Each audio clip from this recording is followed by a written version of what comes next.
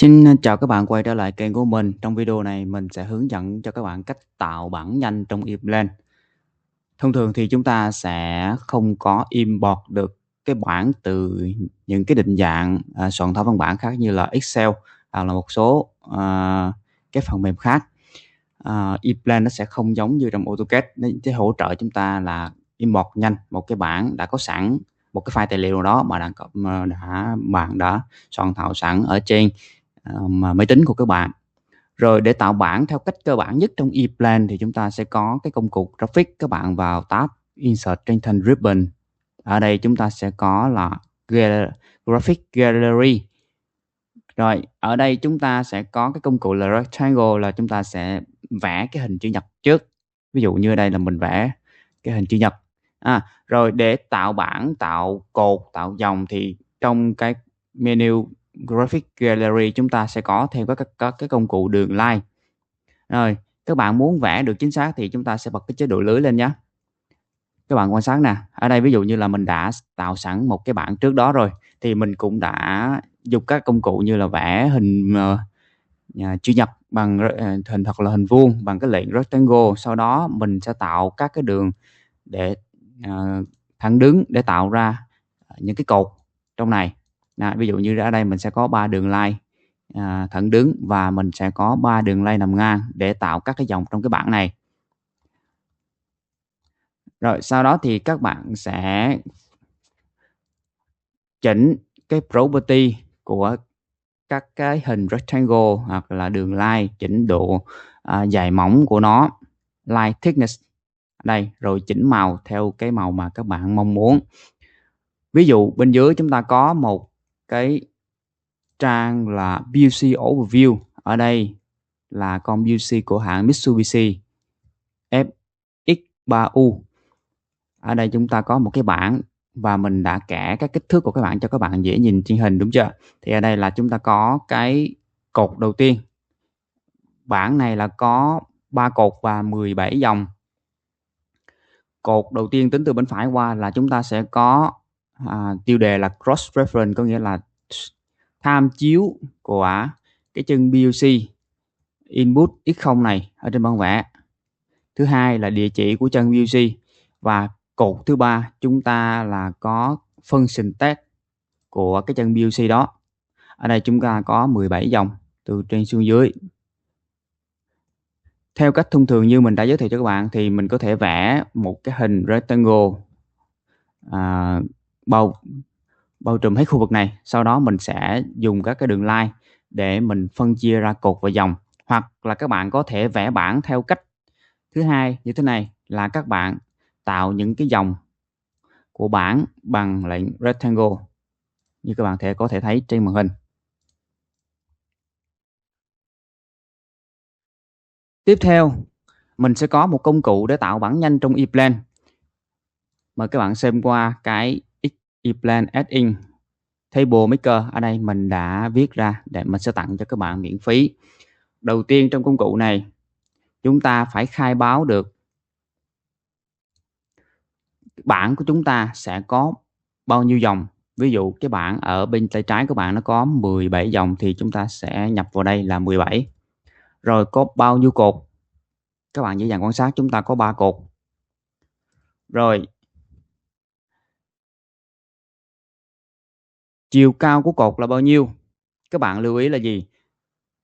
Ở bên phải của cái cửa sổ này chúng ta sẽ thấy cái điều ghi chú. Thứ nhất là kích thước của các dòng hoặc cột nó sẽ là bội số của 4mm.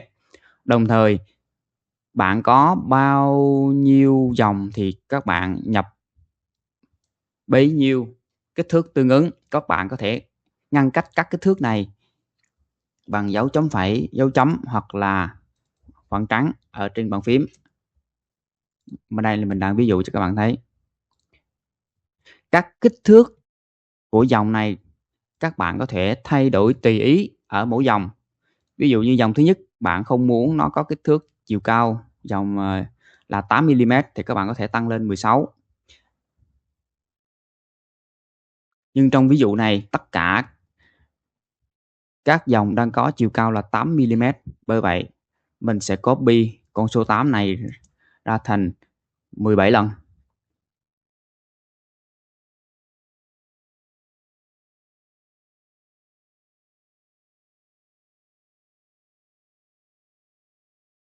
Rồi tiếp theo là chúng ta sẽ khai báo kích thước của cột từ thứ tự là từ cột bên trái qua cột bên phải. Các bạn có thể xem trên ví dụ của một cái bảng có sẵn ở trên màn hình, thì chúng ta có cái cột đầu tiên kích thước chiều ngang của nó là 80 mm thì các bạn sẽ nhập vào là 80, sau đó các bạn nhân cách bởi dấu chấm phẩy, nhập kích thước cột tiếp theo là 24 mm và cột tiếp theo cũng là 24 mm.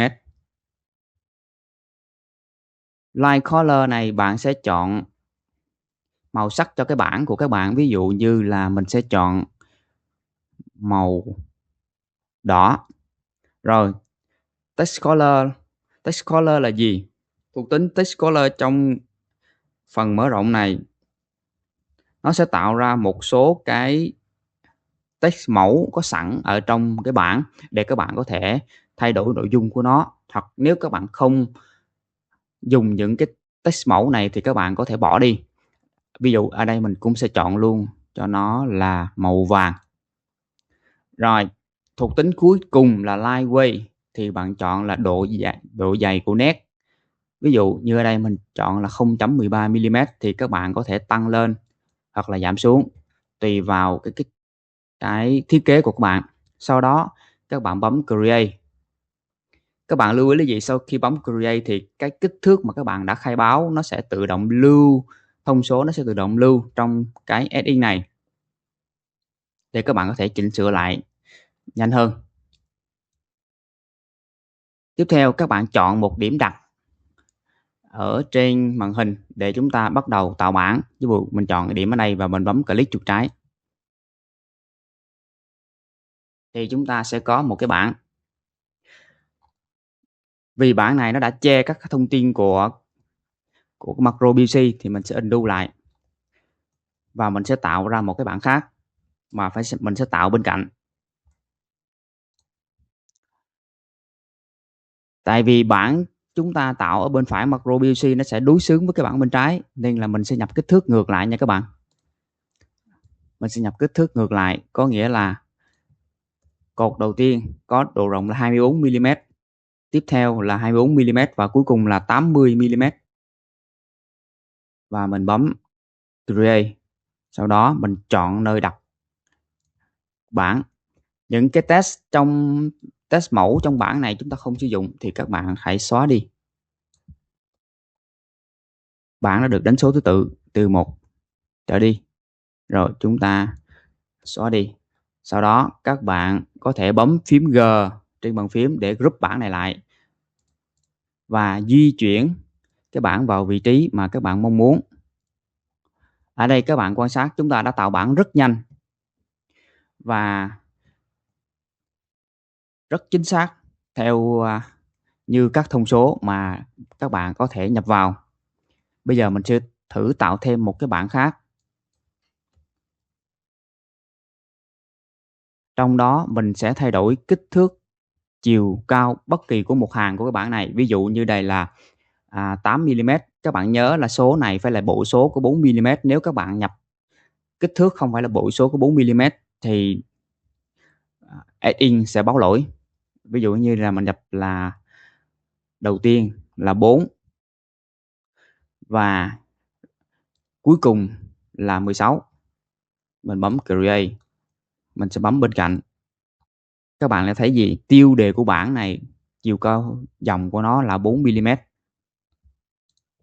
Mình sẽ kiểm tra bằng cách Insert Linear Dimension. Chúng ta có 4 mm và hàng cuối cùng có kích thước là 16 mm. Đó, các bạn thấy trong bảng này đã được điền sẵn những cái sample text, thì các bạn có thể thay đổi rất là nhanh bằng cách là rename mà các bạn không phải gõ lệnh tạo mới stack trong ePlan.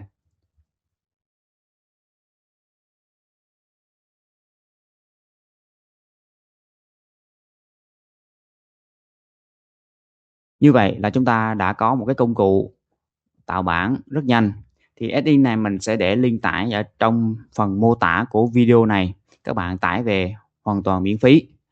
Đây là món quà mình dành riêng cho các bạn đã theo dõi kênh của mình. Cảm ơn các bạn đã theo dõi video và mình hẹn gặp lại các bạn vào những cái video sau.